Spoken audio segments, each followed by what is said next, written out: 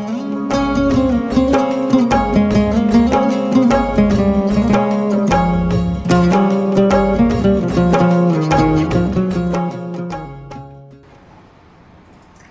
will start the day with a keynote speech and panel discussion on migration, refugees, and the new Ismaili diaspora.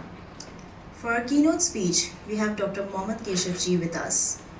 Dr. Mohamed Keshavjee is a lawyer, author, and international cross-cultural specialist in mediation. He is the first Canadian to receive the Gandhi King Ikeda Peace Award for his work on mediation, peace, and human rights. Good day and Yali Madad to all of you, wherever in the world you are, and a warm welcome to all of you. When Shafat asked me some 2 months ago if I would be happy to present this year's keynote address to the European alumni, I asked her what the subject was that she had in mind. When she said it was migration, refugees, and diasporas, I recoiled in horror and asked her if this was a lecture she wanted me to deliver or a course she wanted me to teach. For each of these themes, as you will no doubt agree, can at least sustain 10 PhD studies at one time. Shafat mentioned that this was the overwhelming choice of most of the alumni, and I immediately understood, as I myself have recently become involved in this whole area of study, and I've come to realize how important the subject is to us as Ismailis, just as it is to millions of others in a number of countries. For the purposes of our discussion this morning, I felt it was important to circumscribe the topic and give it some time dimension so these terms that we use become more comprehensible and are located within the lived history of our Jamaat. We agreed that we would take 1885 as a starting point and go up to 2018 and beyond. Arbitrary as this may seem, we felt that there was some logic in taking this time period. 1885 was the year in which our beloved 48th Imam, Hazrat Imam Sultan Muhammad Shah Khan, became Imam of the Ismaili Muslims. It was also the year in which the historic Berlin Conference took place, when the European colonial powers established rules for the conquest and partition of Africa, an event which had a significant impact on the history of the Ismaili community, one cultural but critical segment of which was based largely in the Indian subcontinent that was already under British rule at that time. 2018 was the end of the Diamond Jubilee year of Maulana Hazrat Imam, when Hazrat Imam announced the relocation of the seat of the Ismaili Imamate from Aiguemont in France to Lisbon in Portugal. This period, 1885 to 2018, hopefully will give us a specific time span for reflecting over these three important developments: migration, refugees, and diaspora, and to consider the impact on the global Ismaili Jamaat as we go deeper into the 21st century. Let us start with migration. The 19th century history of the Ismaili community, as we know it today, is characterized by migration. The 46th Imam, Aga Hassan Ali Shah Aga Khan, emigrated from Iran to India in the mid-1840s. He made his home first in Calcutta and later in Bombay. In the earlier part of the century, Ismailis, as part of the Indian Ocean trade, were found in ports of the Indian Ocean. It must be remembered that there were Ismaili traders in Zanzibar clearly 50 years before the British arrived in East Africa. People such as Satharia Topan, Alidina Visram, Seva Haji Paru, and Pira Devji were household names, and according to the oral history accounts collected by Koja Wiki, by the 1850s, there were already some 2,000 Ismailis in Zanzibar. Following the Berlin Conference and the ending of the slave trade, Ismailis, like other Indians, gravitated to East and Southern Africa. And although they were not part of the Girmit indentured labor system, they were still subject to the same colonial pattern of development in the colonies, where the whites were at the top of a racial pyramid, the Indians in the middle, and the majority of the indigenous people at the base.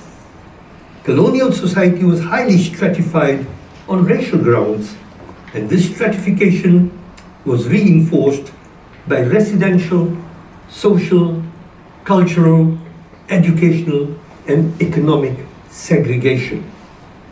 By and large, Ismailis were a small business community made up of petty traders referred to as dukawalas in East Africa. Over time, like other Indians, they entered into different professions, and in the early to mid 1960s, some of them embarked on small, largely agriculture-based industries.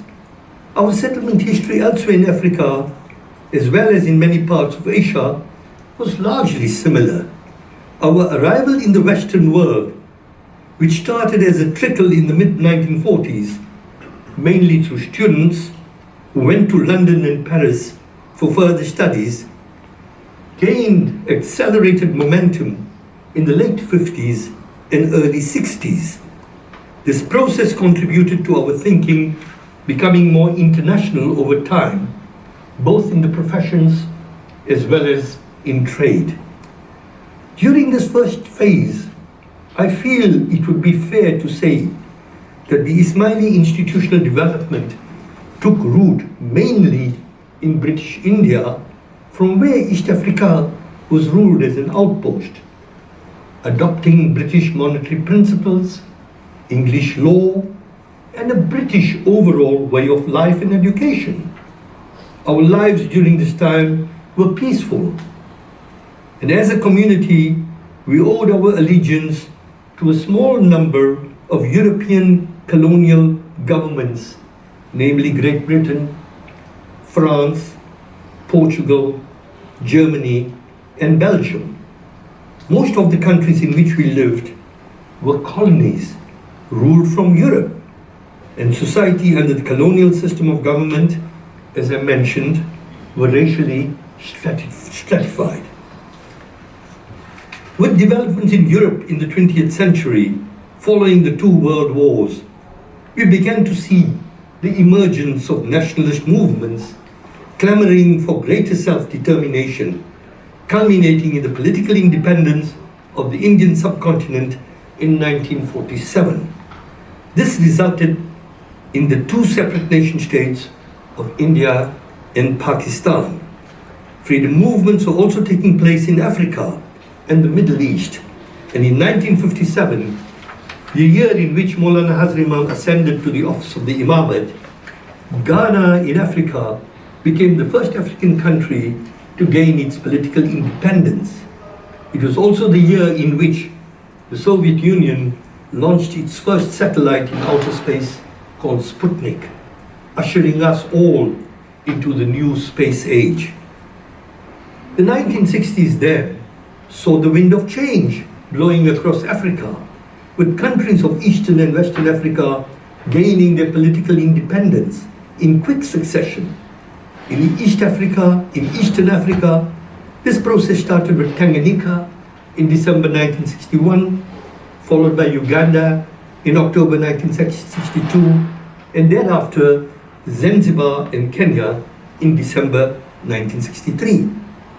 The years after independence were challenging ones, with the immediate remit of the African governments being the dismantling of the essentially racist nature of colonial society and the restructuring of such society according to what they felt were more equitable lines. There were great ideological struggles in many parts of Africa as governments experimented with new approaches to how the economy should be organized and what role Asians as commercial minorities would be able to play.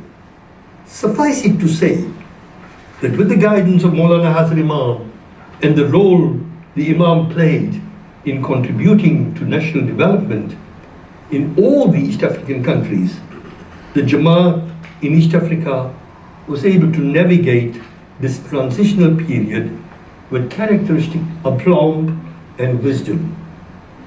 This now takes me to the next theme, refugees.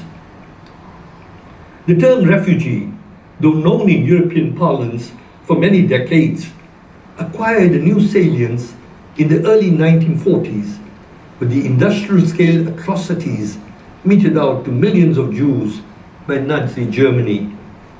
Many Jewish refugees fled to other countries in Europe where they were able to seek refuge, but also to Canada, Australia, Latin America, South Africa, and the United States of America.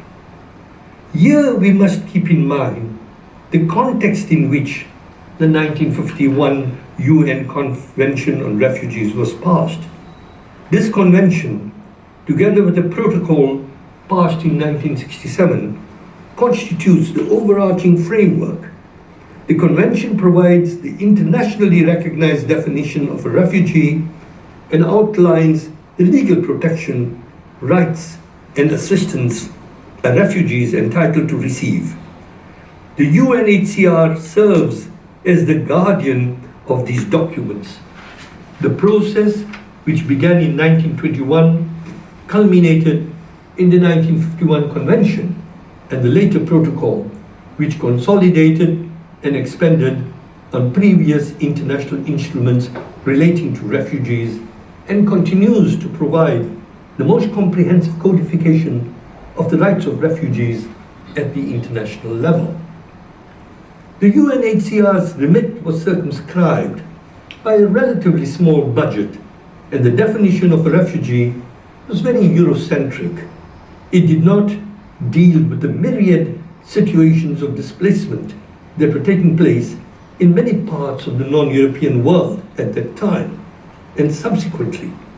However, acknowledgement of this limitation was still in the future, and here great tribute has to be paid to the pioneering work of Prince Sadruddin Aga Khan and a number of UNHCR commissioners in exploring and implementing alternative pathways of resettlement, about which we will hear more this morning in our panel discussion.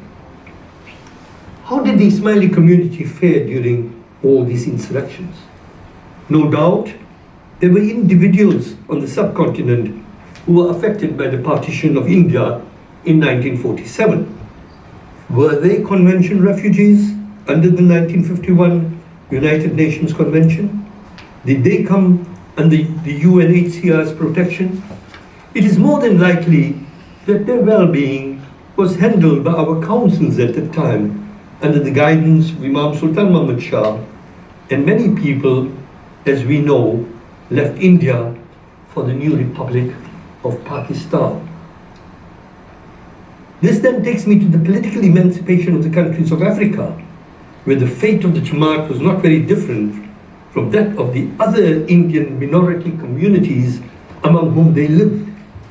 Yet cognizance has to be taken of the insurrections in Asia and Africa in the 1960s, starting with the Congo crisis in 1960 and the Burmese socialist policies of General Nevin in 1962. This was followed by the massive changes in East Africa and the revolution in Zanzibar in January 1964, leading to many members of the Zanzibar Jamaat becoming displaced and ending up in Kenya. The question arises, were these displaced people convention refugees, and did the 1951 convention apply to them? Then there were the developments in South Africa around that time, and Ismailis there found it very difficult to survive under the apartheid regime. Soon they gravitated towards what was known as British East Africa. In fact, I was one of them. In effect, they were displaced, but they were not convention refugees. What about those Ismailis whose properties were nationalized in Tanzania and decided to leave the country? A similar policy of nationalization, such as the one pursued by Tanzania, was followed in Madagascar in the 1970s. One may ask, were the Ismailis of these countries convention refugees? Whatever the case, their well-being had to be catered for. The transition from colonial rule to independent nation states for the Jamaat relatively was peaceful. In most of East Africa, due to Hazrat Imam's guidance to Ismailis to take up local citizenship and identify with national development aspirations, coupled with Hazrat Imam's own personal and institutional engagement in the development process. But nation building in most cases involved Africanization as a policy, and over time, an evolutionary process began to emerge where the Jamaat was able to slowly diversify its economic base, making place for indigenous Africans to play an increasing role in the distributive economies of their countries. While one can refer to all these developments as the normal wear and tear of nation building, 1971 and 1972 saw two major developments that led to massive upheavals in the life of the Jamaat. This was when East Pakistan broke away from West Pakistan in 1971 and formed the new nation state of Bangladesh.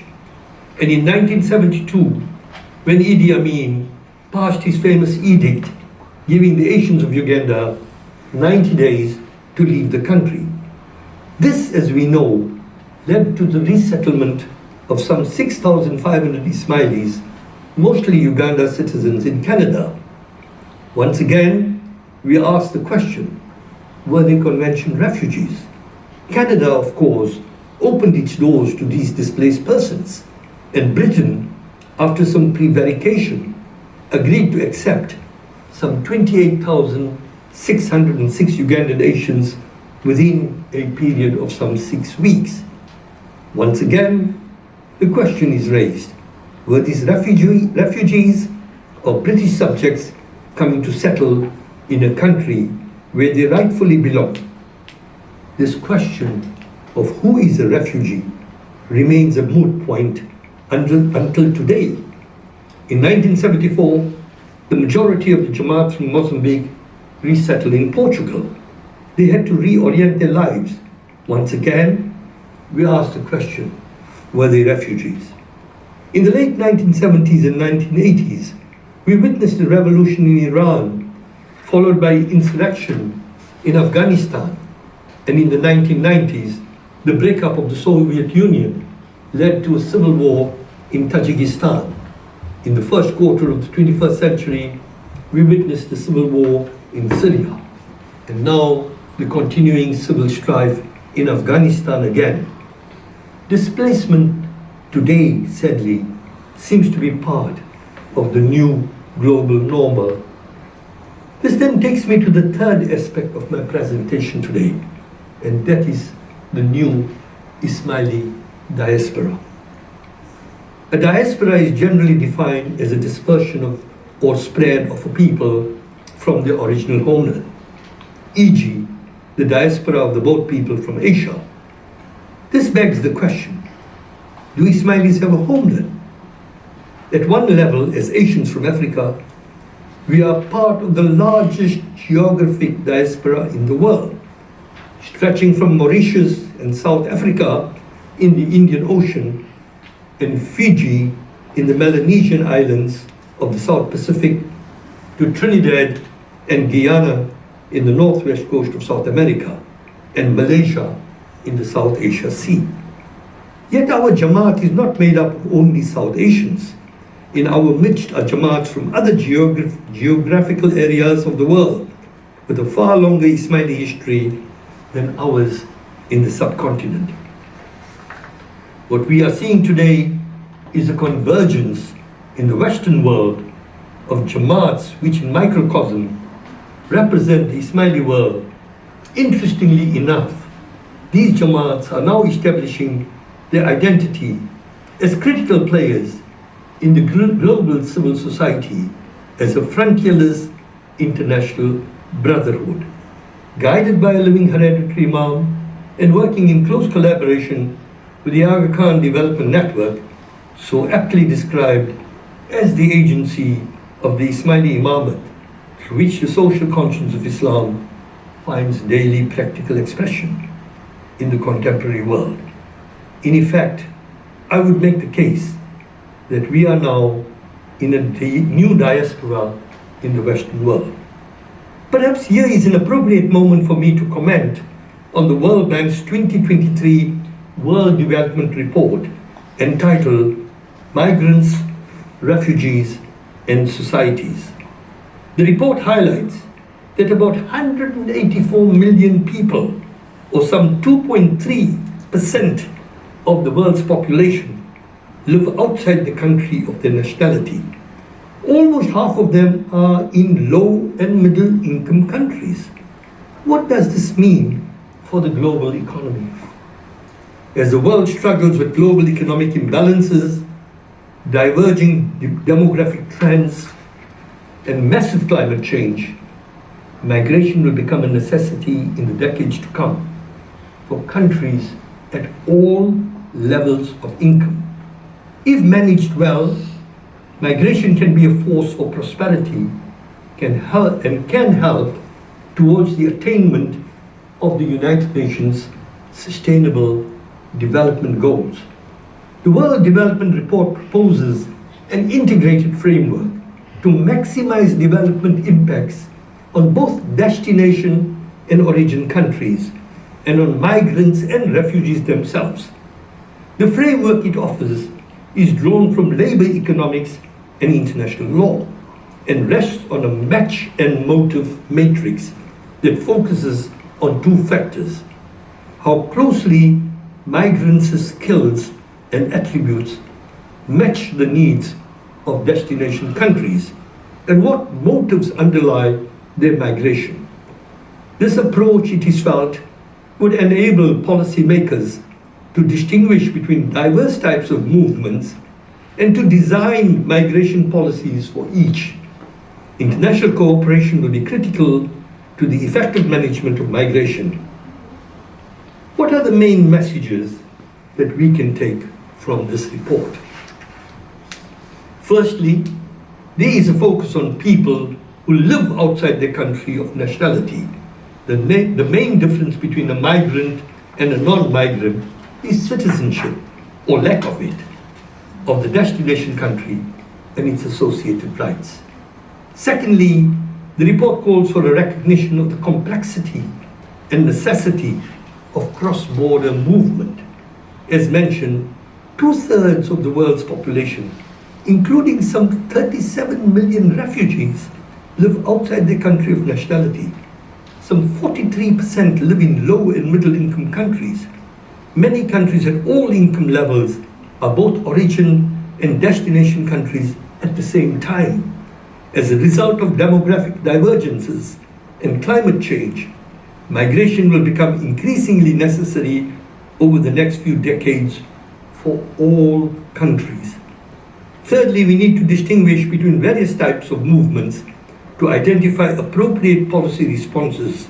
How well migrant skills and attributes match the need of destination countries usually determines the economic effects of their movements.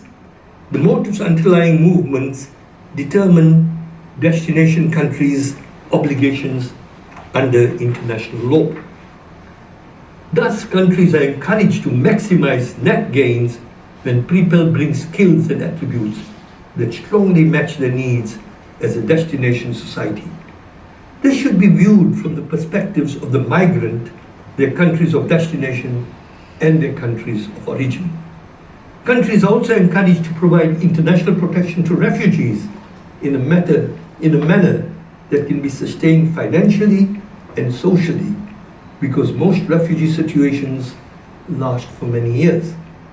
Countries are encouraged to reduce the need for distressed movements while respecting migrants' human rights and dignity, and are called upon to recognize the key role played by development in this report. The report calls for migrations to be managed strategically in both origin and destination countries. Governments in origin countries should make labor migration an explicit part of the development strategy, while governments in destination countries should use quote-unquote strong match migration to meet their labor needs. The report calls for cross-border movements to be managed differently through bilateral cooperation to strengthen the match of migrants' skills and attributes with the needs of destination economies.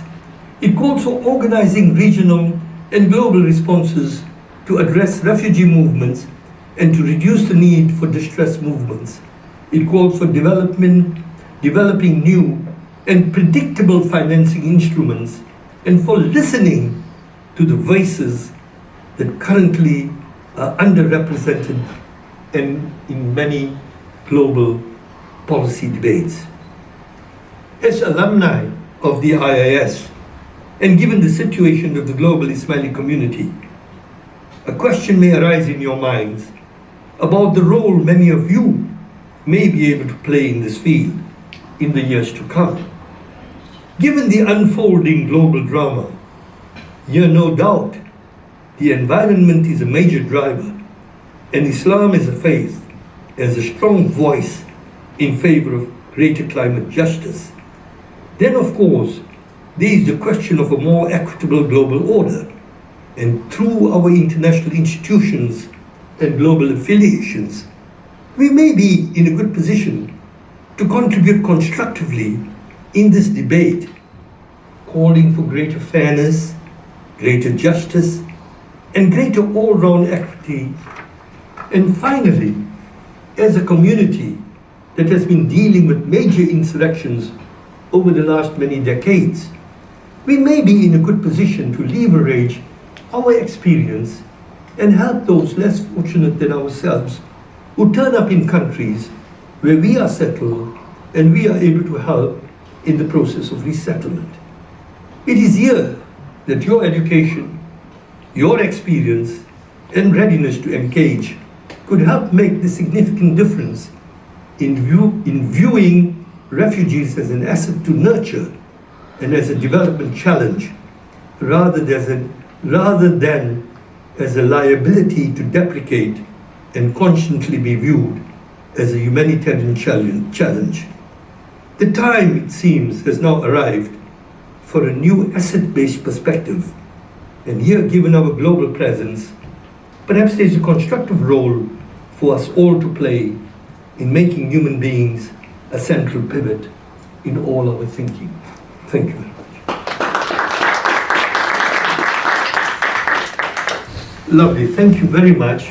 What we're going to now do is to have a little panel discussion, and obviously there will be questions that you may want to pose on what I mentioned a few minutes ago, but we're going to have voices from the diaspora speak to us today, and we are extremely fortunate to have with us four very leading members of the Jamaat who have played a role in their respective fields. And I was just mentioning to them today that I don't want to give my age away, but I'm not young. At the time when Ismailis were still in the camps, I think it was 1972, I was in Nairobi, and when Maulana Hazrat Mohammed sent a small team to go to the refugee camps and they came back with a report, I was fortunate to be given a copy of the report in Nairobi at the time. I read the report and a thought came in my mind and said, where is everybody going to? There are people leaving with little kids. Children will be born in different parts of the world. And I could not even fathom the range of complexities we would have to come to grips with at the time. And just this week, two things came in my mind, and I don't want to single any individuals, but to say that we are a Jamaat that is very blessed. So many people are doing so many good things. But two thoughts came into my mind. I saw a YouTube from Nairobi where a kid who was 6 years old during the revolution in Zanzibar and was incarcerated with his grandfather. He didn't know where his parents were. His parents were in Dar es Salaam.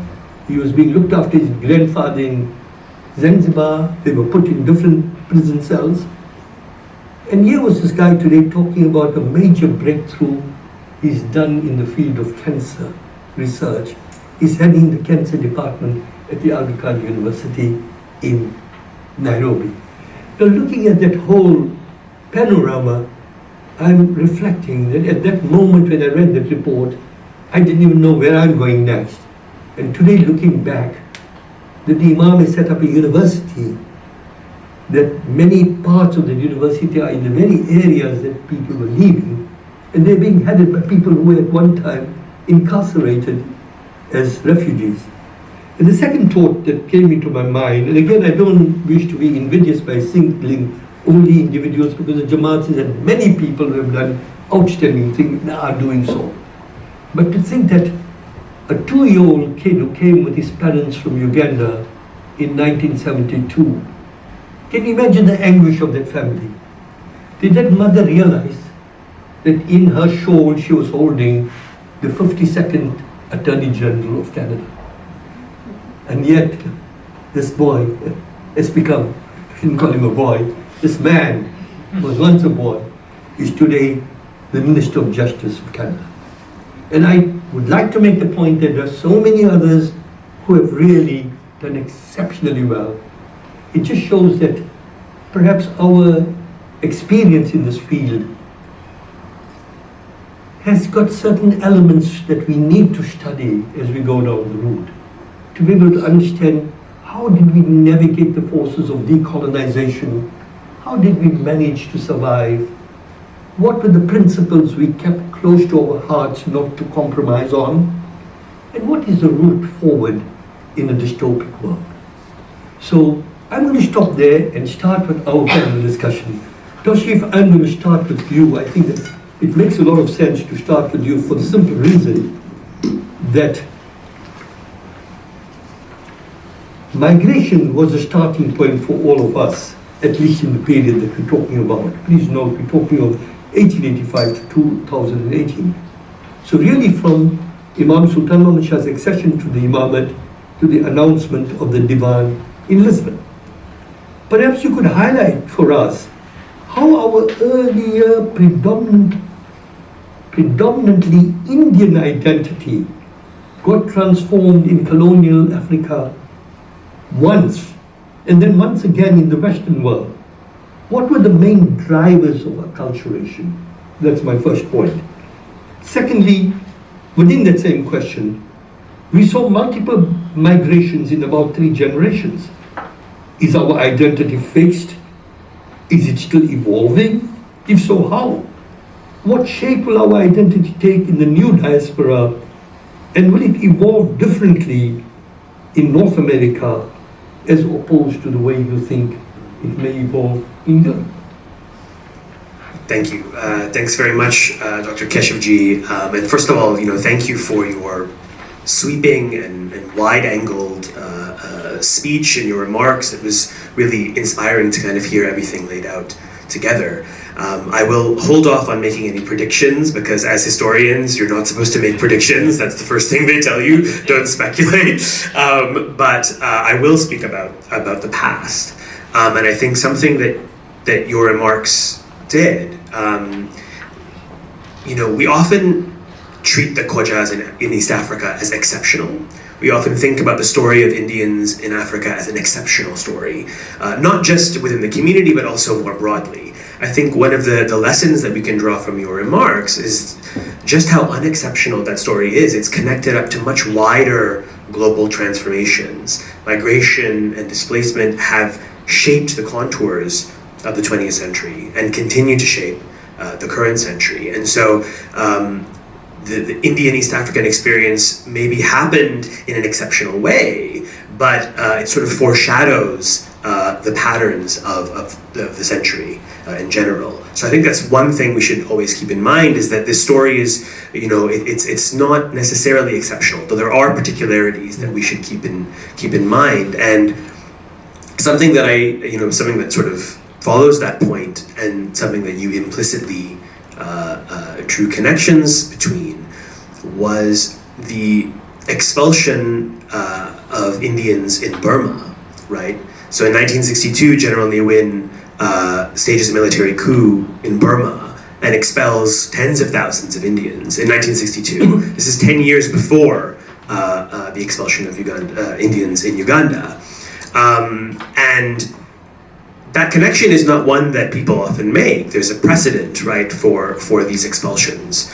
But Sultan Muhammad Shah, in a speech made in the 1950s to a group of students, many of whom were Ismailis from East Africa, also made that connection. This is decades before the Ugandan expulsion, when he said, Indians in East Africa should look across the ocean to Burma and see what their fellows are doing there. The Indians in Burma have aligned themselves 100% with the Burmese nation, and Indians in Africa should stop calling themselves Indians, stop identifying with India exclusively, and start claiming an African identity. Stop calling yourselves Asians, these are his exact words. Now this is a very interesting point to make, and your question was about identity, right? What allows, and after that advice was given, there was a wholesale transformation of the community in East Africa. You had English language learning was really amped up. You had transformations in terms of dress, institutions. The question for me as a historian, and indeed sociologists, anthropologists who were studying Indians in Africa, were shocked at the speed, the rapid transformations that were going on in the Ismaili community. They said, how is this possible, right? And I think it's how the Imam at the time was thinking about identity, right? He was not thinking about identity in a fixed way or in a static way. It was a very dynamic sense of identity, one that could pick up and change with the times, one that could evolve as the community was evolving and as the world was evolving, right? This is a very different assessment and formation of identity that would take place after decolonization, right? After decolonization, you have a sense of identity, and national identity in particular, that is fixed. Okay, you have, the cliche is one that's tied to blood and soil. What does that mean? That means this idea of having a shared racial or ethnic heritage, blood, and soil, a shared kind of connection to the territory, to the land. Now the Khojas in East Africa were migrants. They could not claim belonging on the basis of blood or soil. So they had to think about new ways of doing that. They had to think about identity in a way that pushed beyond those bases, right? So, this is a sort of roundabout way of saying that identity is not fixed, right? But there are many forces in the world, especially in our present world, that want to fix it and that want to push back against that kind of fluid and dynamic sense, that flexible sense of identity. So I think that's one thing that we should think about. And you asked about the forces of acculturation. What are the drivers here? Many of these transformations were taking place during the colonial period, when blood and soil and this fixed nature of identity was not really as dominant, right? You had a territorially ambiguous colonial context that was not fixed to a space. And so this is the world in which the Khojas were able to thrive and change and transform, and then of course the world changes. So I think thinking about historical context and the global context is really, really important, but also that identity is not fixed, despite the kind of forces that want to pin it down. Tell me just one footnote to that. How do you see the present Ismaili identity transforming once again in North America as opposed to Europe? Do you see a greater force in a shape taking a particular form in North America compared to Europe? We've got different contexts. Yes, I mean, of course. I mean, the Hazrat Imam has inherited a world that is both global, right, territorial and ambiguous, and the community itself is, as you said, a global diaspora, and defined by territorial belonging. So it's actually a very different world from the world in which Sultan Ahmad Shah was operating, right? There's an added layer of complexity. And so one has to navigate that global belonging as well as the kind of local territorial belonging. So of course, the way the diaspora transforms in North America and Europe will be different, right? The way in which multiculturalism, for instance, is engineered and unfolds in Canada is different from Europe, right? And so the community will have to respond to those nuances. But at the same time, the community is becoming more globalized, right? So that those forces, they're not in tension, but they need to be negotiated constantly. And I think we will see what happens. They will have to respond to what happens in North America and Europe. They cannot be, they cannot be a one-size-fits-all response, basically. Thank you so much. I think, Arafat, that sort of helps us to segue right into your particular area. I mean, Arafat, you were born in the United States, but I think you were about 2 years old when Idi Amin passed his dictate, and then you spent some of your early childhood in Ethiopia, am I right? In Addis Ababa, was it? Interesting. And then obviously after that, for about 27 years or something, you were in Africa again, Middle East, South Sudan, where you had a very high United Nations post. What I would like you, Arafat, is to tell us about what was the particular role that Prince Sadruddin played, which gave rise to this whole notion, which you first alerted me to, which I find absolutely fascinating, of finding alternative pathways to resettlement.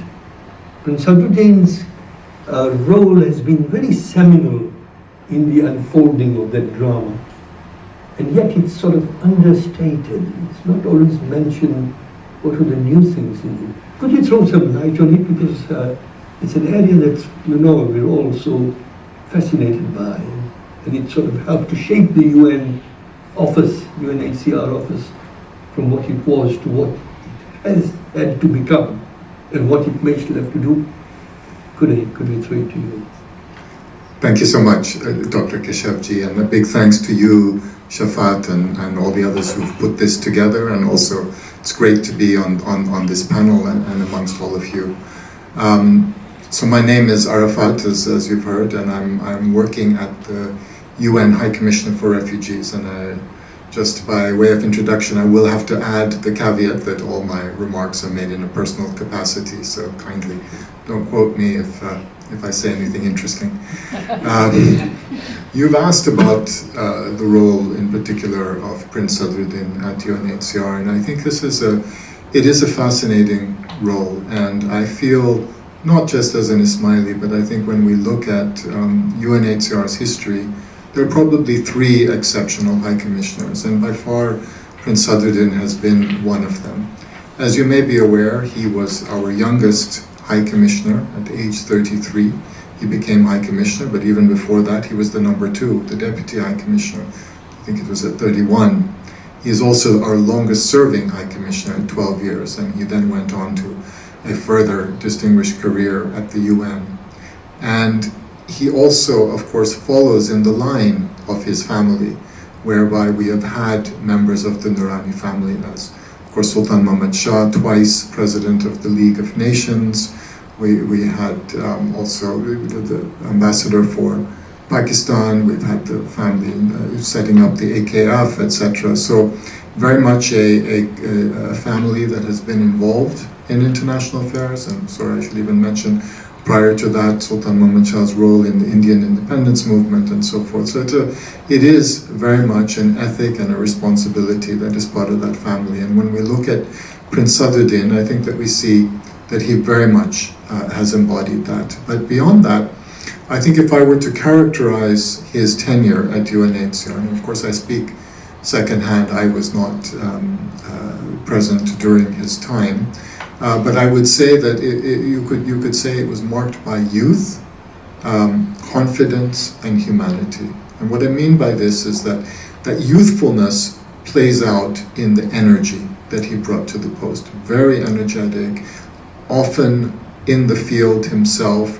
on missions, taking a direct role in different refugee situations around the world. Confidence, the confidence to be able to interact with heads of state, with the highest level of politician. And this is important because as a High Commissioner, so much of what you do rests on your moral authority, on your ability to negotiate better terms for refugees. And we see this throughout his career, even as Deputy High Commissioner, Prince Sadruddin dealing with different heads of state, writing to them, pleading to them, and basically being treated as an equal, even at that point.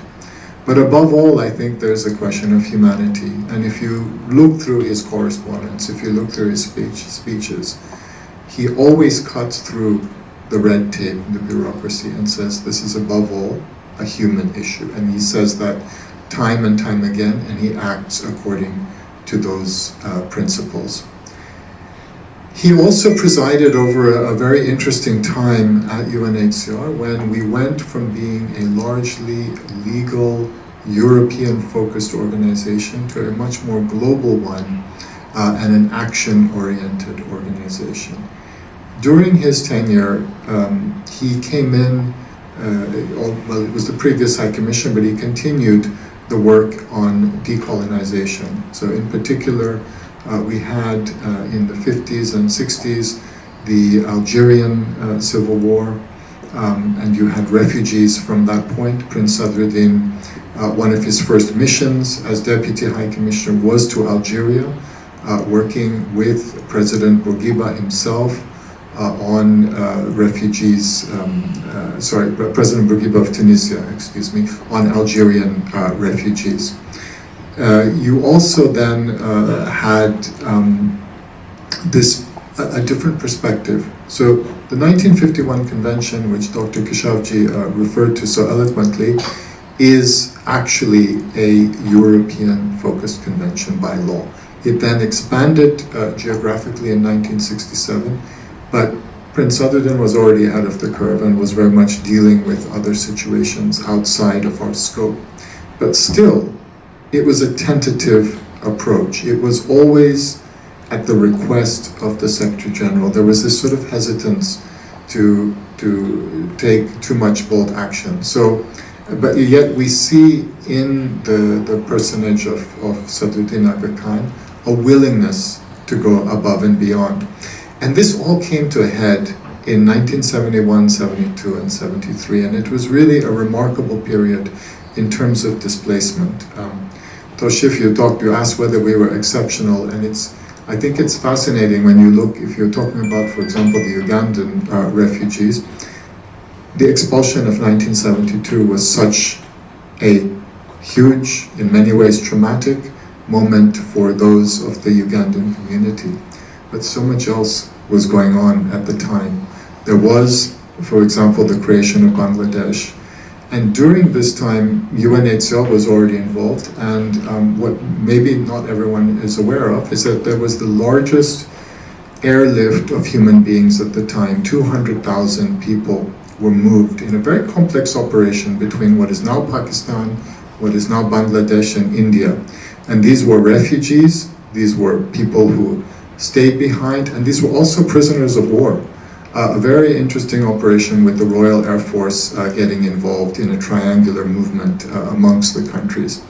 You also had in the same year a huge outflow of people from what was then Sudan, what is today South Sudan, into Uganda.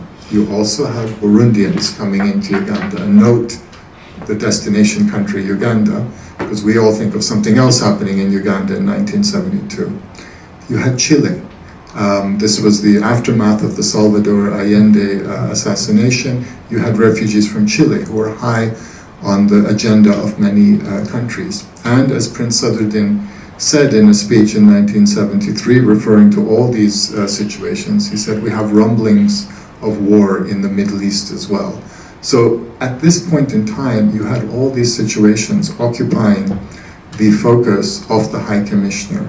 He was granted what was called special assignments by the Secretary General. So using the good offices function given to him by the Secretary General, was Kurt Waldheim at the time, he got involved. He got involved in the Bangladesh situation. He got involved in South Sudan.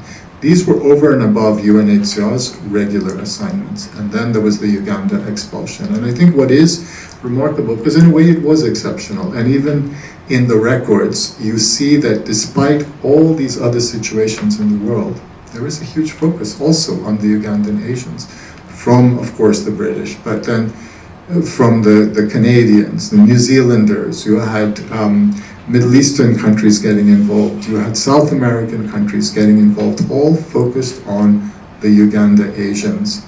And I think that what you see in this, and you were asking, Mohammed, whether the Ugandans were convention refugees, and I think maybe I'll just simply quote what Prince Sadruddin himself said. This was in October 1973 to UNHCR's official body, the Executive Committee, which is where all the member states sit and decide on our policies. What he said at that time was, my role at the request of the Secretary General and of the Ugandan government is to appeal to governments to provide asylum to the Ugandan Asians and to appeal to them for funds. Now, this is an interesting formulation. He's not calling them refugees. He's saying he's appealing to governments to provide them asylum, but that's not usually how it works. Usually, the definition of a refugee is a person with a legitimate fear of persecution who has crossed a border. So you cross a border to get asylum. You don't get asylum if you're in your own country. Mm-hmm. When pressed further, in particular by the Ugandan delegate, he also makes a precision. He says that the reason that they are called Uganda Asians and not Ugandan Asians is precisely because he did not want to give a determination on their nationality. Without going into great details, essentially, what Prince Sadruddin was saying by 1973 was that his remit was for stateless people. And these were 4,600 stateless people. But he, of course, dealt with many more than that. So it is an interesting official approach that officially UNHCR kept repeating by 1973 that it was responsible only for the stateless people. The others were British, Indian, whatever, you have them. UNHCR was dealing with that. But we know that his role was much bigger, and that was part of that pragmatism. And I think in that same meeting, it's worth quoting him as well, where he, in response, I think, to some governments who were asking what he was doing, he said, I would consider this a humanitarian rather than a legal problem. He was very clear. This was about human beings. And I think he had a lot of support with that, and a lot of people echoed it. So to answer the question then, Prince Sadruddin, dealing with so many things, very much an internationalist, focused on what today we call the global south, what they call the third world in those times, doing all that he did, but yet also keeping a very particular focus on what happened to the Ugandans, making personal appeals to different countries. And some of the appeals are so specific, about 116 disabled people, for example, to go to Denmark. Denmark offered spots for disabled Asians. And finally, I think the only other thing I would say on this period of 1972 was the riposte to all of this. So we, and again to try to answer your question, Mohammed, about their status, the Ugandan delegate to UNHCR, a man named Henry Kayemba, who some of you may have heard of, who was a very well-educated, eloquent foreign minister working for Idi Amin at the time, but who later became one of the highest profile defectors from Idi Amin's regime. Kayamba, in a very sharp intervention at the UNHCR governing body, rejected the notion that people were acting with magnanimity in accepting the Uganda Asians. He said that this was their responsibility, for example, Britain in particular.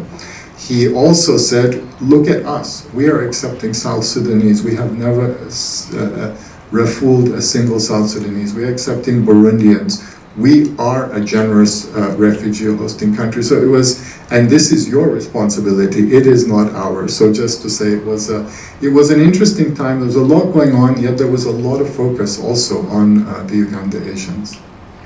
Arafat, thank you so much. I mean, this is absolutely fascinating. We don't get these type of insights. And I think that this is a subject of tremendous amount of research to be done. I would just say as a personal note, this is precisely what I wanted to do 40 years ago before I came to Aglo. I wanted to go and do a research at the Fletcher School of Diplomacy, highlighting the Imam family commitment to the global order. Just destiny worked differently. But I just think that it's such a rich area for a future research for a student here to go into this field. But remarkable insights you've given us, and thank you for that tremendous work you've done in the field. Farhad, that takes us to you now, that you're also in a way a product of the diaspora, not that Taushif wasn't born in Canada and Arafat wasn't born in USA. You're much more diasporic than me. I'm an African Ismaili. But interestingly enough, Farhad, you were brought up in England. You went to a very public school here, Dulwich College. Your parents come from the wind of change, not the Windrush, but the wind of change generation. And then you're brought up by a grandmother who was brought up and lived in Tanganyika. And she was not an exilic memory, she was very much part of your daily life. And then you come into the council. If I'm not mistaken, Farhad, you were also at one of the first adolescent program we set up, what I call the youth vector program. In Portugal, was it? Might have been Lisbon. I think you got your wife there. That's right. Right. Interesting dimensions. Some good things come from Jamal. How do you see your identity shaped in this diaspora, and how do you see the diaspora giving rise to younger kids now who will have multiple, it's like Piotr Petroni's written a book where he said, the babushka doll. You know, every time you take out one doll, there's another doll, and there's a third doll, and we have all these identities within us, and we take them out when we have to relate, but we can't wish them away. How did you see your pathway, and what do you see happening having been in Patrick's work on compassion is quite profound as well. Yes. So, first of all, thank you very much, Dr. Keshavjee, for the opportunity to be part of this panel, and of course to the organizers for putting on such wonderful sort of events today, including this evening's Qawwali night as well. I think people are looking forward to.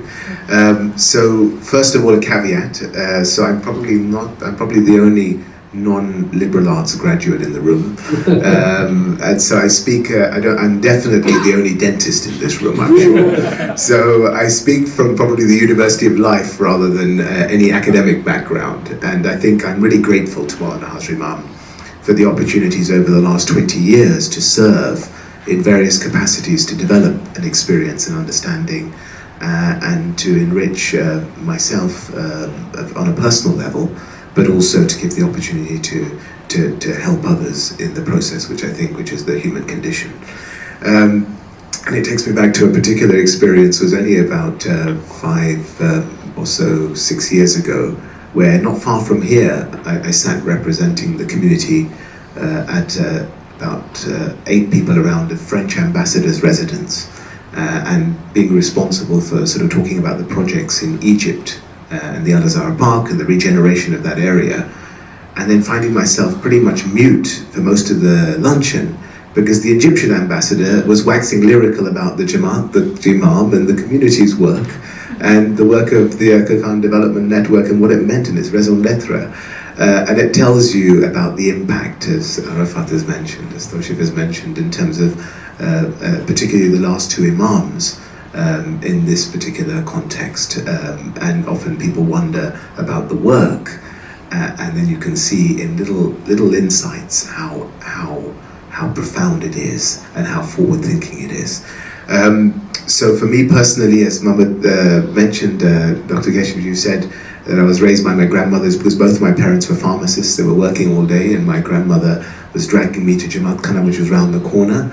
I was living amongst many of the Windrush generation in Streatham, and we were walking across on a daily basis, and it gave me the opportunity to serve, but it also gave me the opportunity to see a community unfold and change over the course of a number of decades. You know, if I look back on the context on a personal level, I look back at my own history. My great grandparents were probably buried in India somewhere. They were probably digging graves at the time. Ironically, you know, they took a very much a blind faith approach. Their Imam had said to them, and it wasn't unique probably, but it was for them to get on a boat and go to Africa. And one set of grandparents went or great-grandparents went to South Africa, the other went to East Africa. They themselves listened again to the guidance that they'd received about seeking education wherever it may be. And my father came to the UK to study. My mother was unique in the context that her brother wasn't able to participate in education because the family could only afford to educate one of them. So they chose the daughter, and she came to the UK to study. And then I'm a product of them. And of course, while they were working, my grandmother raised me, so I was able to learn a traditional language, but at the same time, sort of imbibe some of the cultures, some of the values that she was able to provide. And then I look at my own children now, and you know, people wonder about the next generation always, and Mohamed, you highlighted some of the points around that, and people feel like belief is becoming less prevalent, and are these challenges that we face, even though for 1400 years we've managed to survive somehow. You know, and I think the interesting part of this all is that that it is amazing that, you know, blind faith led to a migration that led to seeking education, and that education is led to a sort of thought of overthinking to some degree, and that overthinking means that people could have the luxury of wondering, you know, should we believe or not anymore.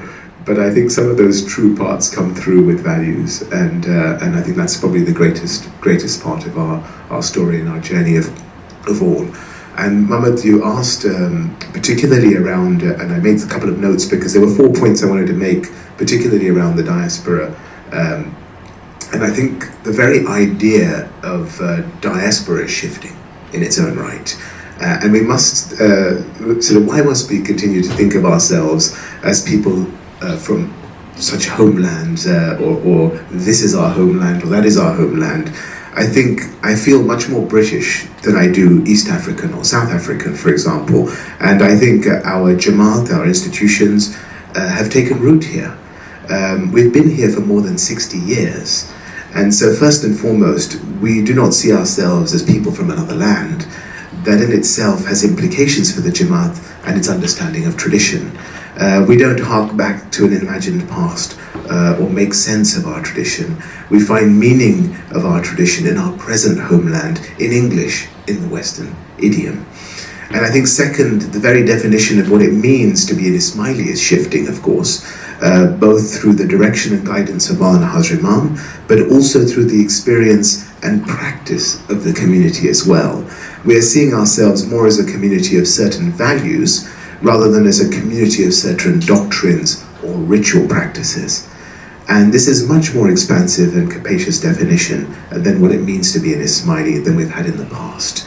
And I think given our multiple diversities, this is the only type of definition that will keep us united as one Jamaat. And this goes beyond the generic values of generosity, kindness, compassion, etc., and includes the values that we've defined Ismailis historically, the role of intellect, our universal brotherhood, sisterhood, and of course the search for meaning and our balance of din and dunya, and so on as well. And thirdly, what unites us goes well beyond Jamaat Khana attendance and rituals, which I often, particularly in the last 4 years as Interim Chair, often hear, that whether someone's defined as an Ismaili by their attendance and regularity in Jamaat Khana or not. And it's our collective engagement in the digital spaces, perhaps, and wider society, where we put our values into practice. And that's where we're increasingly come together and express our collective identity and strengthen our unity. And this is a change that all institutions need to recognize and I think facilitate. If the sum total of our endeavors are focused on Jamaat Khana engagement, for example, many in the Jamaat will feel disengaged and disenfranchised as well. And the fourth and final point I wanted to make here was that I think we've moved on from a number of traditional taboos that have come from different cultures, and our approach to relationships, identity, orientations, gender equity, notions of respect and modesty are all shifting. And to that extent, we remain true to our values. Our Jamaat and its institutions need to accommodate these shifts. And what this implies is a wider and a more capacious understanding of our values that can accommodate the shifting sands. We talk about refugees in a wider context often. And if you take even that term now, Brexit has changed the way things are thought about in this country, the value of the Uganda Asian expulsion, and then the fact that many have contributed widely to society here in the UK is seen as a positive example. But that's forgotten in this modern idiom, where often the whole nature of why many voted for Brexit, I believe, is because they wanted to stop migration. And what's ironic about it is that many migrants themselves chose that particular route in their own decision making around such a subject, which makes it much more complicated today, and it makes a society that we live in a little more challenging when it comes to people just sort of taking a moment and just looking a little deeper and understanding the value of humanity as a whole. And I think, as I was discussing with Arafat earlier on, the nature of the UNHCR's work and his work, particularly in this area, hopefully will go on leaps and bounds. I'm going to stop there. Farhad, thank you very, very much. I mean, it's very beautifully articulated. We're going to have time for the audience to ask. I'm just going to speak to Dilrabo now. And Dilrabo, it's wonderful to have you here. You're not speaking last because you're the youngest or because you're a woman. You are speaking last because chronologically, as we talk from migration to refugee to diaspora, Tajikistan chronologically has come last in that process. But what is fascinating, just have a little gulp of water. I was assigned to go to Tajikistan in 1992, just after the Civil War. And I was intrigued. I asked people this question, how do you define yourself? And I was not being interrogative, I just wanted to know that how did members of the Jamaat associate themselves with the larger Ismaili vision?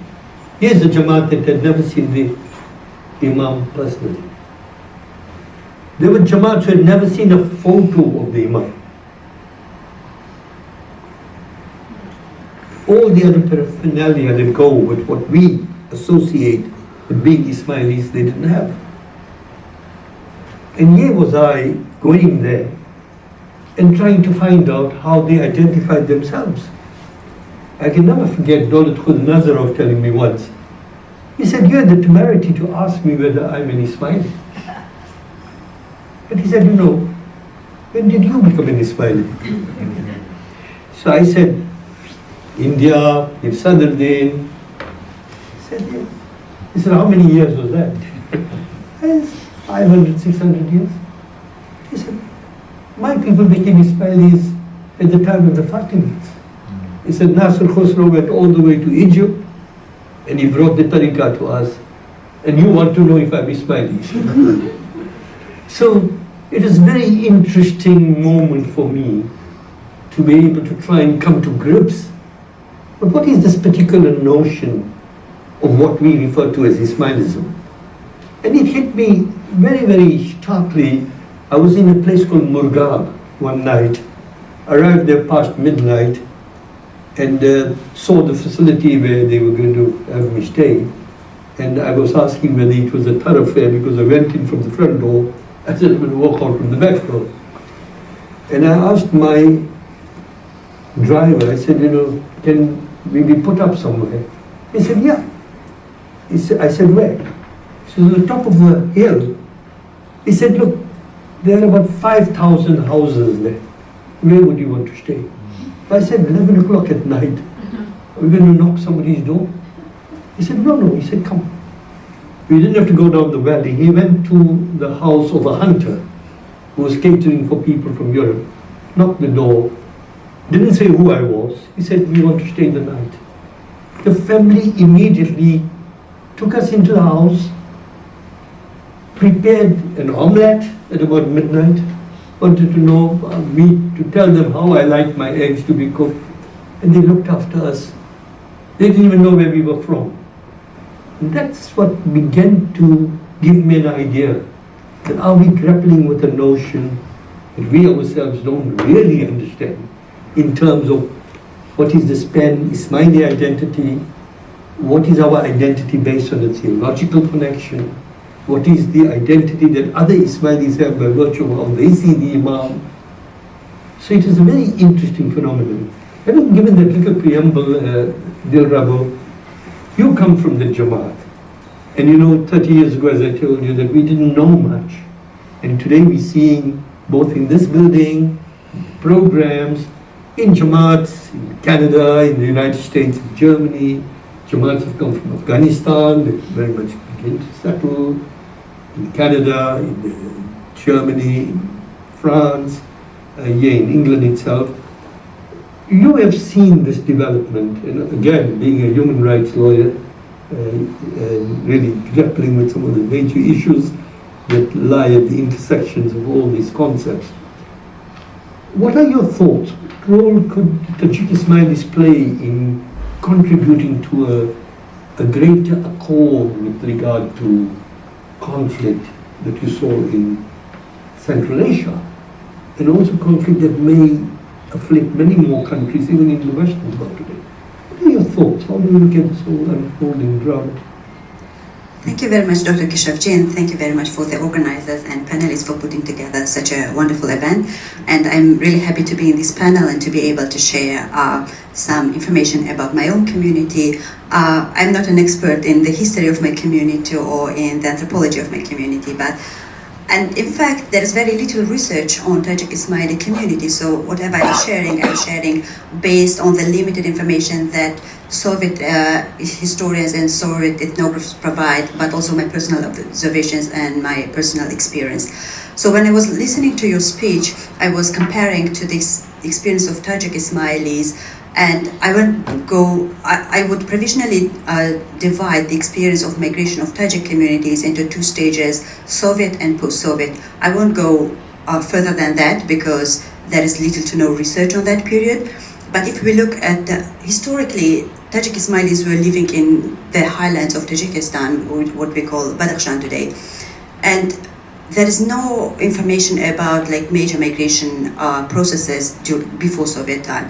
But during Soviet time, there was forced relocation of Ismailis from mountains of Badakhshan to lowlands. And this was a very traumatic experience for the community as well, because many infants died and many adults were not able to adjust to completely different climatic conditions. And when the opportunity presented itself, most of them returned back to Badakhshan. So that was kind of glimpse to the experience during Soviet period. And with the dissolution of Soviet period, Tajikistan experienced civil war, as you mentioned.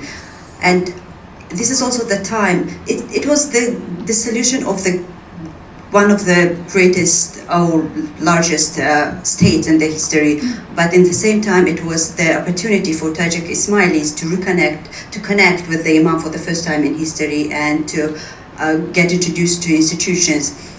So it was it was a context where on the one hand you have war, but on the other hand you have these new opportunities, new connections with the Imam.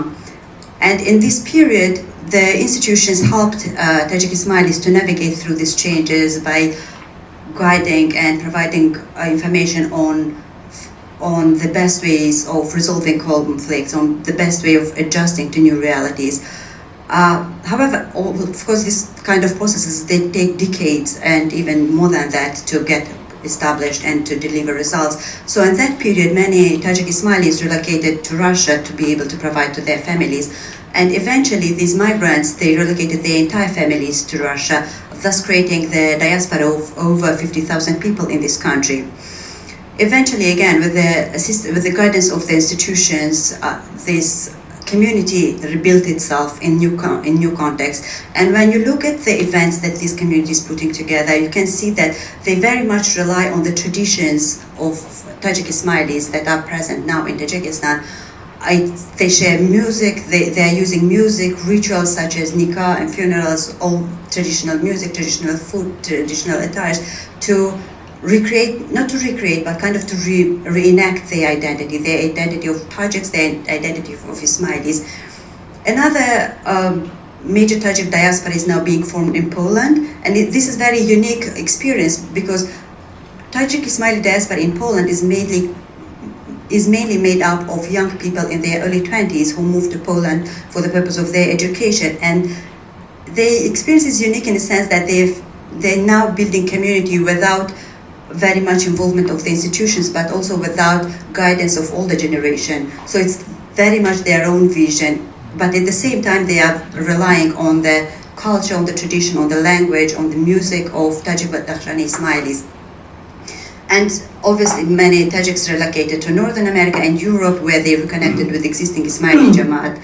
So that's different experience. That's the experience of connecting with the global Jamaat. And here in the UK there are so many initiatives that are supporting this relocation. There is one Jamaat collaboration unit, there is newly arrived committee. We at National Council Legal Team are trying to facilitate this experience.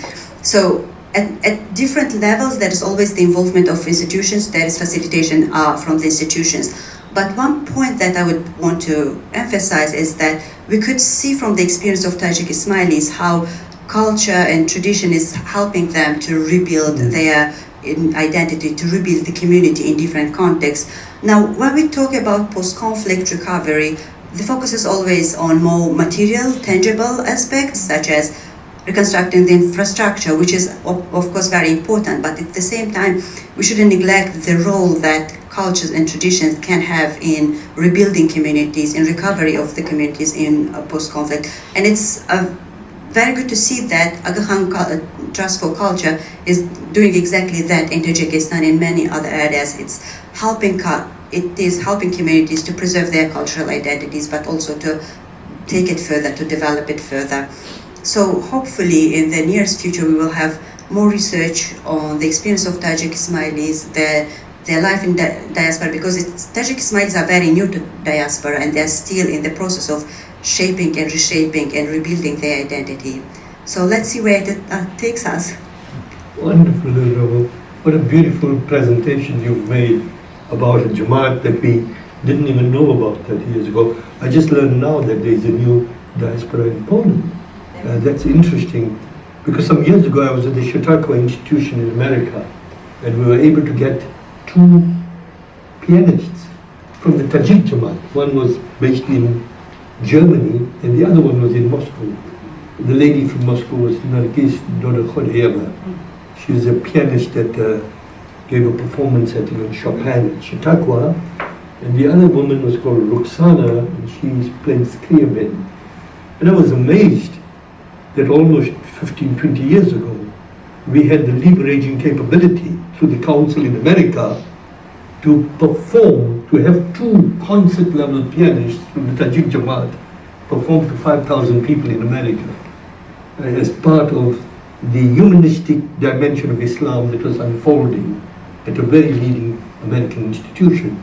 And we felt extremely proud at the time that we could bring somebody from the conservatoire in Moscow to play Chopin in America, which was very interesting that identity can be articulated in so many different ways. And then they were Ismaili women, but yet were able to perform Western classical music at a leading institution in the States, and yet they were very rooted in their faith. And then Farhad, one of them, I think, was a person from a bicultural marriage. Mother was Russian. And I remember interviewing her father when I first went to Tajikistan, Ibrahim Dodokhodev. I think he was a great economist or a historian. I said, how did you manage to negotiate your identity as an Ismaili? You never saw the Imam. You didn't know who the Imam was, and yet you were brought up under the Soviet system. And he told me something very interesting, which was again related to me by an Ismaili woman doctor in St. Petersburg. He said, in my heart I have two chambers. He says, one chamber had Lenin, and the other chamber had the Imam. And he said, both the chambers were with me each day. I spoke. And I asked the same question to a woman who was a pediatrician or gastroenterologist, I can't remember her name now, in St. Petersburg. She was the head of the Communist Party in the university. And I said, how did you say your prayers? He said, every morning I spoke to my Imam. He said, he was with me, I knew when I was going to talk to him. And yet she said, in the other chamber there was Lenin. Yes, sure. Lenin looked after me and my material needs. The Imam looked after my spiritual needs. So the ability of the community to be able to negotiate their identity in the most difficult of circumstances, and to be able to articulate that and not see that as a conflict when they saw the physical Imam, was a very interesting dynamic for me to understand. I'm just going to leave you with one more very beautiful example. The head of the Khalifas at that time was Shah Kalan. You just reminded me, he was from your, or you are from his area, not? He can't be from your area, you are from his area. And at that time, as the Imam was going for the first Didar to Tajikistan, the issue arose, what about non-Ismailis who wanted to come to the Didar? And Maulana Imam had asked me to go and see Shah Kalan. He said, find out what the Jamaat feels. And when I went to meet Shah Kalan, elderly man, he was so wonderful. He said, why does the Imam want to ask me? I said, he's the Imam. He said, but the Imam should know how you think the Jamaat will feel. So he gave me a very beautiful answer. He said, look, when the Imam is there, it's for all of us. He said, we are going to look at the Imam from our eyes. Those who love him, who are sitting near us, they will see him from their eyes. If they sitting near us, is he going to be less for us? Which I thought was so beautiful in their understanding of how you can share something that you didn't know in a physical form for so long, and didn't feel that, look, if somebody else shares it, we're going to be lessened. So I thought there was so much to really learn on the notion of identity, which I was very fortunate to pick up as I was learning of the curve.